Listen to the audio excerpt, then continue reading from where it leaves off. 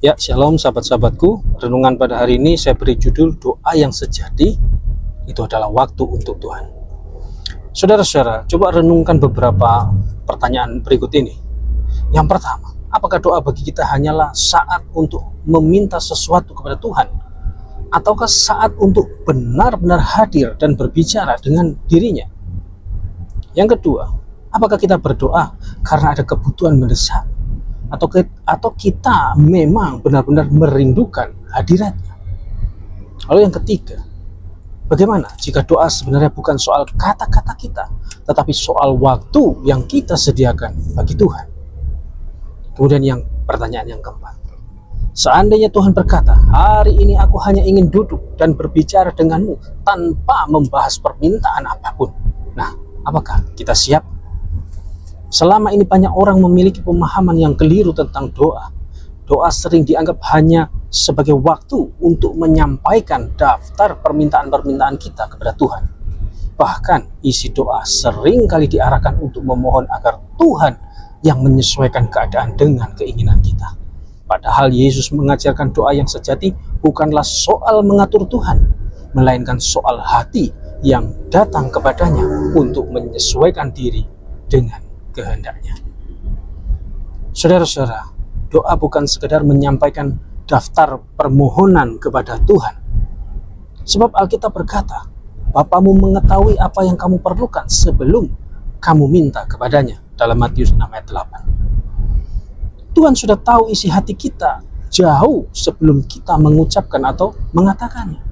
Namun doa yang sejati adalah ketika kita memilih untuk datang kepadanya, meluangkan waktu khusus untuk berada di dalam hadiratnya, duduk diam dan berbicara dengannya. Yesus sendiri memberi teladan. Alkitab berkata apa? Pagi-pagi benar, waktu hari masih gelap, dia bangun dan pergi keluar. Dia pergi ke tempat yang sunyi dan berdoa di sana. Markus 1 ayat 35. Bagi Yesus, doa adalah pertemuan pribadi dengan Bapa, bukan sekedar rutinitas rohani. Di tengah kesibukan, banyak orang berkata, oh saya tidak punya waktu untuk berdoa. Padahal kebenarannya, kita selalu punya waktu untuk hal-hal yang kita anggap penting. Ketika kita menyediakan waktu untuk Tuhan, kita sedang mengakui bahwa Dia adalah prioritas utama. Mazmur 27 ayat 8 mengingatkan, hatiku mengikuti firman-Mu. Carilah wajahku, maka wajah-Mu ku cari, ya Tuhan.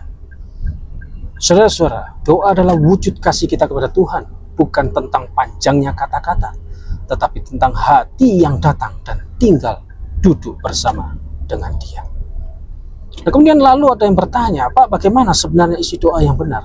Nah, isi doa yang benar bukanlah mengatur Tuhan untuk menyesuaikan dengan kemauan kita, namun kitalah yang menyesuaikan dengan kehendaknya. Seperti doa Yesus di Getsemani, jadilah kehendak-Mu. Matius 26 ayat 39. Nah, mari kita mulai hari ini dengan meluangkan waktu khusus baginya. Duduk lipat tangan, hadir di hadiratnya, sebab disitulah jiwa kita menemukan damai dan kekuatan yang sejati. Amin. Nah, oke, baik, saya coba tutup dengan ilustrasi ya. Coba saudara bayangkan, ada seorang anak yang setiap kali menemui orang tuanya hanya datang untuk meminta sesuatu. Hari ini dia minta uang jajan, besok dia minta mainan, besok lusa dia minta dibelikan makan, dan seterusnya. Namun setelah dia menerima, dia langsung pergi tanpa berbicara atau menghabiskan waktu duduk bersama dengan orang tuanya. Nah, lama-kelamaan orang tua itu pasti sedih. Bukan karena berat untuk memenuhi kebutuhan-kebutuhan anaknya itu, tetapi karena merindukan kehangatan hubungan yang tulus. Nah, demikian juga dengan Tuhan, saudara-saudara. Dia sanggup memenuhi segala kebutuhan kita, bahkan sebelum kita meminta. Namun yang Dia rindukan adalah kita mau datang, duduk dan berbicara dengannya. Bukan hanya ketika kita butuh sesuatu, tetapi karena kita mengasihi Dia. Puji nama Tuhan, semoga ilustrasi tadi dapat membantu saudara menangkap pesan renungan hari ini. Dan kiranya renungan pada hari ini dapat memberi pencerahan, menambah pengetahuan, dan memberkati kita semua yang percaya. Amin. Soli Deo Gloria, Tuhan Yesus memberkati. Shalom.